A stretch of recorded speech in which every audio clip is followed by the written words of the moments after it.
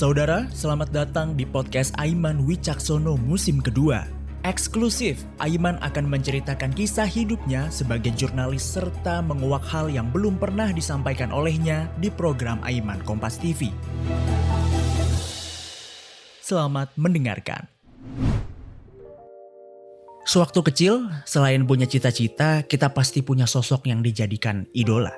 Entah itu pemain sepak bola, musisi, atau seniman. Lalu, siapakah sosok yang dijadikan panutan Aiman Wicaksono sewaktu kecil? Saya tidak menunjukkan satu sosok yang paling dominan ya, terutama nih kaitan ke umum ya. Tentu menjadi kaitan ke khusus ketika kita bicara soal sosok yang bisa kita teladani dari kebenarannya dan lain sebagainya dari sisi agama. Itu saya pisahkan dulu. Tapi ini kita bicara soal dunia dulu deh misalnya. Nah soal dunia dulu itu katakanlah pahlawan-pahlawan ya. Pahlawan-pahlawan itu ada banyak yang saya kagumi misalnya.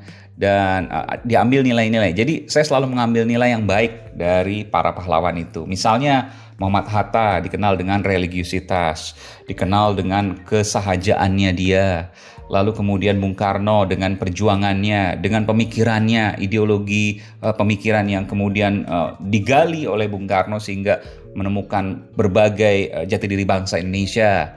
Atau misalnya Tan Malaka yang juga pemikir dan kemudian berani untuk memberikan challenging atau dalam tanda kutip ya perlawanan pemikiran bagi orang-orang yang dianggap pada waktu itu dominan.